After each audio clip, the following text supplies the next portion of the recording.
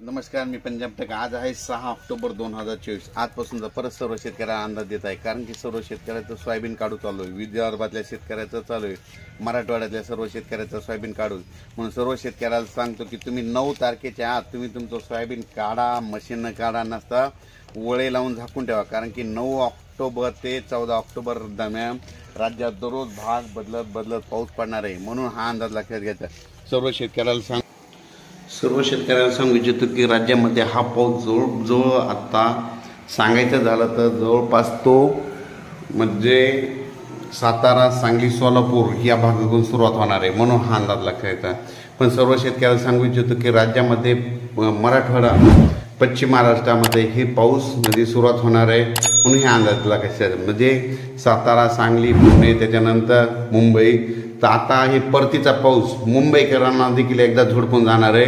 म्हणून हा अंदाज लक्षात घ्यायचा। म्हणजे मुंबई, नाशिक या भागातील शेतकऱ्यांना देखील कोकणपट्टी, तसेच त्याच्यानंतर नगर जिल्हा, सोलापूर जिल्हा, सांगली जिल्हा, सातारा जिल्हा, कोल्हापूर, तसेच धाराशिव, लातूर, बीड, नांदेड, परभणी, हिंगोली, वाशिम, यवतमाळ, किनवट, मुदखेड, जालना, संभाजीनगर, म्हणजे या त्याच्यानंतर शिर्डी, संगमनेर, जुन्नर, मंचर, मुंबई, त्याच्यानंतर नाशिक ह्या भागामध्ये म्हणजे हे जवळपास हे पाऊस पडणार आहे।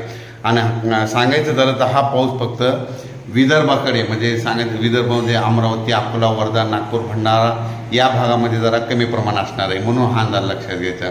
पण राज्यामध्ये 9 ते 14चा पाऊस सगळ्यात जास्त कोकणपट्टी, मुंबई, नाशिक, त्याच्यानंतर पुणे, सातारा, सांगली, कोल्हापूर, त्याच्यानंतर सोलापूर, त्याच्यानंतर धाराशिव जिल्हा, लातूर जिल्हा, नांदेड जिल्हा, परभणी जिल्हा, बीड जिल्हा, नगर जिल्हा, जालना, हिंगोली, नांदेड, यवतमाळपर्यंत हा पाऊस असणार आहे। पूर्व विदर्भ आणि पश्चिम विदर्भामध्ये या पावसाचा जोर कमी राहणार आहे। म्हणून हा अंदाज लक्षात घ्यायचा।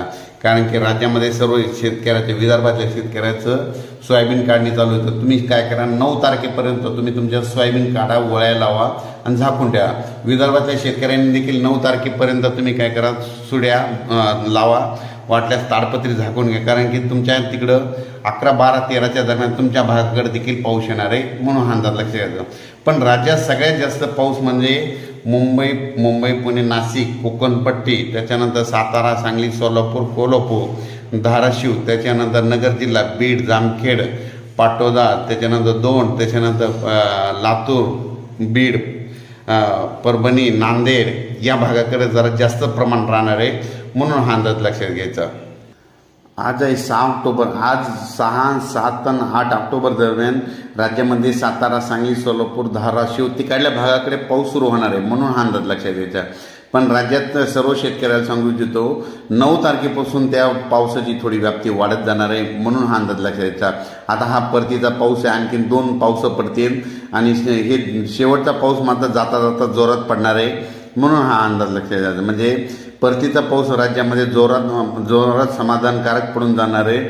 आणि शेतकऱ्याचं सोयाबीन निघाल्याच्या नंतर काय असतं की हरभरा पेरणीसाठी पाण्याची आवश्यकता असते। म्हणून योगायोगानं हा पाऊस येणार आहे, शेतकऱ्यासाठी योगदान ठरणार आहे। म्हणून हा अंदाज लक्षात घ्यायचा।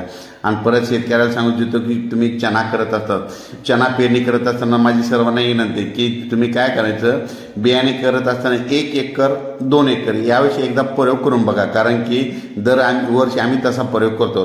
काय करायचं, 1 एकरमध्ये दरवर्षी आम्ही काय करतो 40-45 किलो बी बियाणे करतो। गेल्या वर्षी आम्ही काय केलं, एका प्लॉटला 50 ते 55 किलो बियाणे पेरल्याच्यानंतर त्या प्लॉटला 1 एकरमध्ये 14 क्विंटलचं ॲव्हरेज निघालं। म्हणजे हे शेतकऱ्याचा अनुभव आहे। म्हणून तुम्हाला सांगतो यावर्षी तुम्ही 1 एकर काय करा, चना पेरा, पण एकरी काय करा, 1 एकरमध्ये बियाण्याची मात्रा मात्र 50, 40, 50, 55 पर्यंत ठेवा आणि खताची 1-1.5 बॅग द्या। मग असं केल्याच्यानंतर तुमच्या चण्याला चांगला खूपच उतार येईल। त्याच्यानंतर चण्याला सांगत असतो की चना पेरणी करत असताना त्याला काय करा, बुरशीनाशक लावा। कारण की सीड ट्रीटमेंट करणं खूप गरजेचं आहे। पेरणी करते वेळेस खताची बॅग द्या, त्याच्यानंतर गंधक देखील द्या। आणि पाणी नियोजन करत असताना तुम्हाला सांगतो की काय करायचं की पाणी देते वेळेस शेतकरी काय करतात की मोकळं पाणी देतात। चण्याला सांगतो की मोकळं पाणी देण्याची गरजच नसते। चण्याला स्प्रिंकलरनं पाणी द्यावं लागतं, तुषारनं द्यावं लागतं। म्हणून हे लक्षात येतं। मग पहिलं पाणी समजा ते पहिलं पाणी द्यायची सरासरी गरज नाही पडत, यंदा तर पडणार नाही। मग पहिलं पाणी कधी द्यायचं तर 20 दिवसाला द्यायचं। 20 दिवसाला काय करायचं,